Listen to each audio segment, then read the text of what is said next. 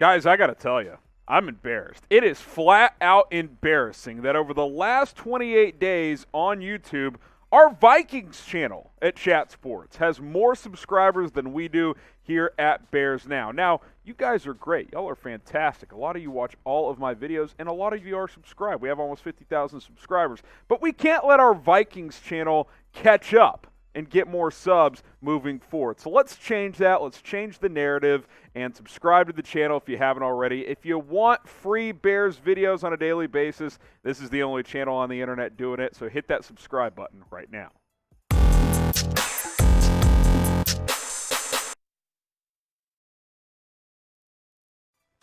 Happy Sunday, everybody. Harrison Graham here with another episode of Chicago Bears Now. We're going to get to the latest news and rumors coming up in just a few moments. Also, later on in the show, everyone that sent in a screenshot of proof that they have subscribed to Bears Now on Callin is going to get a shout-out, so stay tuned for that. If you're one of those people, shout-outs coming your way here on today's show.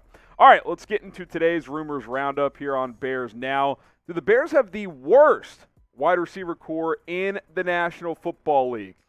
Two smoking Jays, I mean, I don't think it's the worst, but I can't say in an undisputed manner that it's not the worst either, if that makes sense. I think there's a couple of teams that have a worse wide receiver core because not every team even has a player of Darnell Mooney's caliber. Pro Football Focus mentioned this. They'd put the list together, Ben Lindsay to be specific, saying the Bears were dead last in terms of wide receiver units in the NFL. Like I mentioned, Darnell Mooney pretty established, but there are real question marks after that. You know, the Bears are projecting Byron Pringle to give you wide receiver 2, wide receiver 3 type of production where he's, been a wide receiver 4 or 5 most of his career.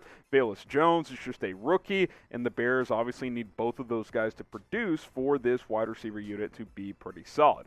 Here's Ben Lindsay's reasoning when it comes to this. Quote, "It's not difficult to see what new GM Ryan Pohl's strategy is. He wants to build, quote, the right way, and that means not overspending in free agency or reaching in the draft. The unfortunate side effect of that plan this offseason is that Justin Fields is in the midst of one of the worst offensive situations in the NFL entering a pivotal second season.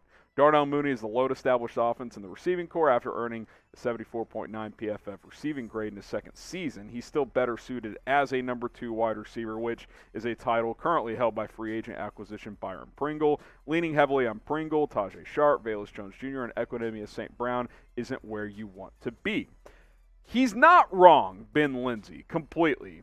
But the Bears clearly are higher on guys like Pringle and think rookie Velus Jones are going to produce than the national media is. And I think what continues to get lost in these national narratives that Justin Fields is hopelessly screwed and he has no chance based on the moves made around him is that they don't factor in the new coaching and the new system. That should help in itself. Now, I will concede that Byron Pringle has a lot to prove if he's going to come in here and be a number 2 or even a high-level number 3. I liked what I saw from him last year in Kansas City. When he got opportunities, he did produce, but he didn't get a ton of opportunities because he was a little buried on the depth chart. Obviously, Ryan Poles knows him well, brought him over. Velus Jones Jr. had a good senior season at Tennessee, but throughout most of his college career, he was kind of just a gadget guy and a returner. I think you'll get at least that type of stuff. But can he be a consistent playmaker on offense as a rookie? Hopefully. I think the way the Bears have currently built this offense, they are expecting him to be that guy. So I want to ask you, do the Bears have the worst wide receiver core in the NFL? Are they dead last? I don't think they're dead last, but I'm not going to sit here and say they're like top 20 either. Type Y for yes, type in for no. Let me know what you guys think. Do the Bears have the worst wide receiver core in the NFL? Now you look at what the Bears have at receiver. Obviously, it's not great. I'm not going to sit here and tell you that it is. I do really like Darnell Mooney. I think he's got a chance to prove that he is a legitimate number 1 this year. Byron Pringle, I like him better as a 3 than a 2. Velus Jones Jr. is a wild card. I think he's going to make some big plays, but, he's a rookie. He'll probably be a little inconsistent.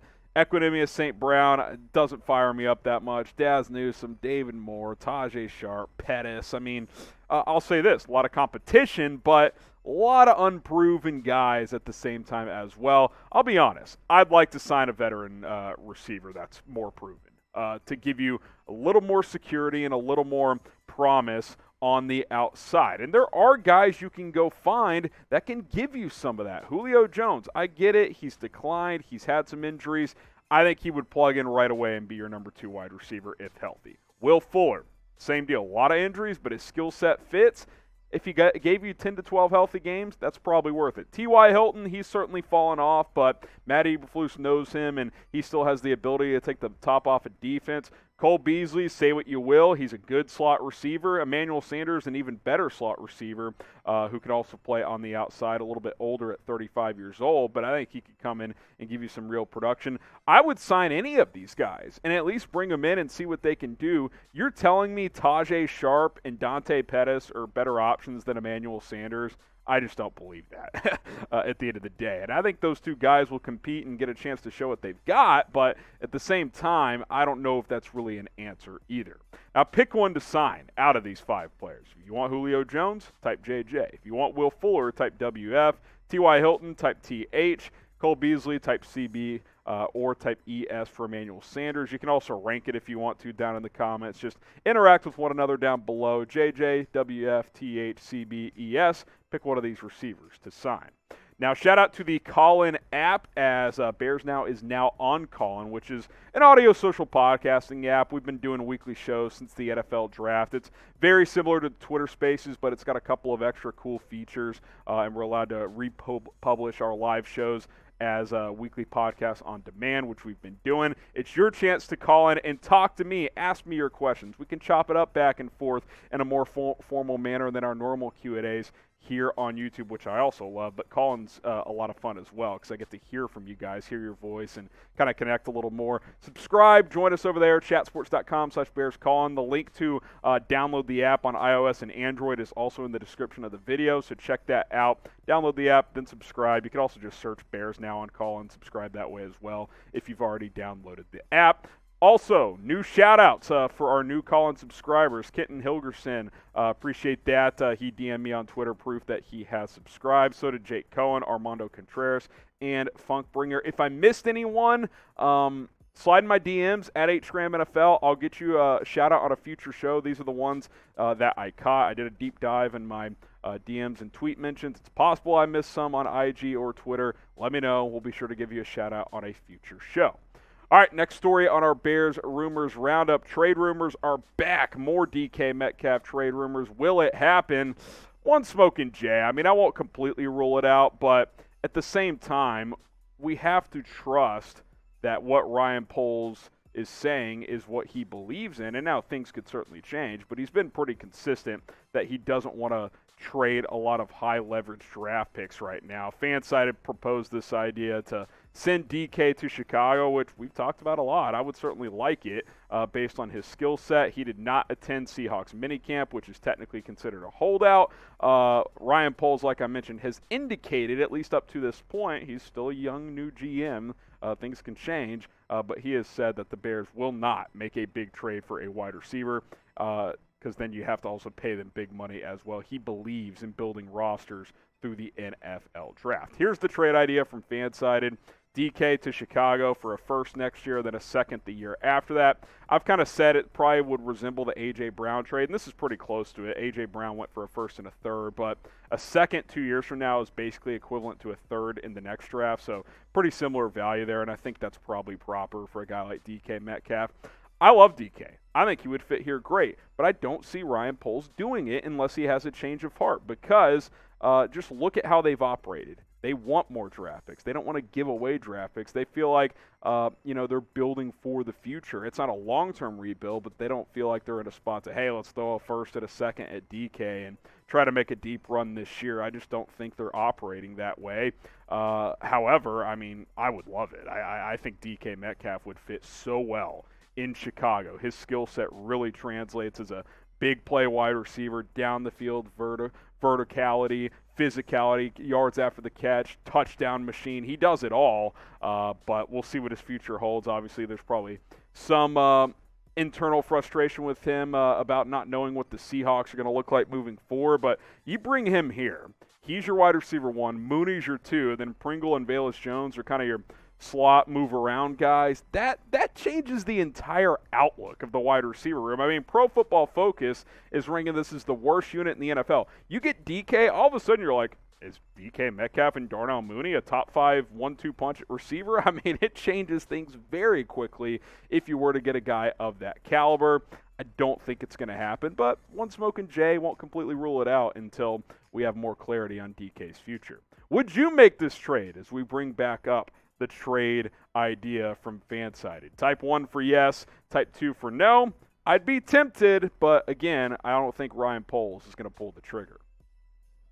Another new Robert Quinn trade rumor has surfaced. Will a Quinn trade happen?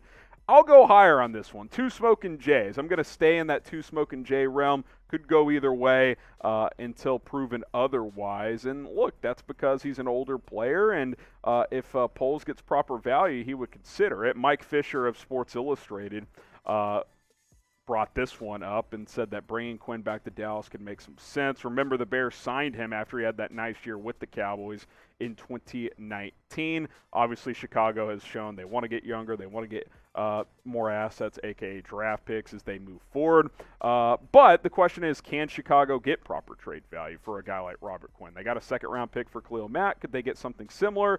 It's hard to say for sure with Quinn's remaining contract, which is something Mike Fisher did bring up.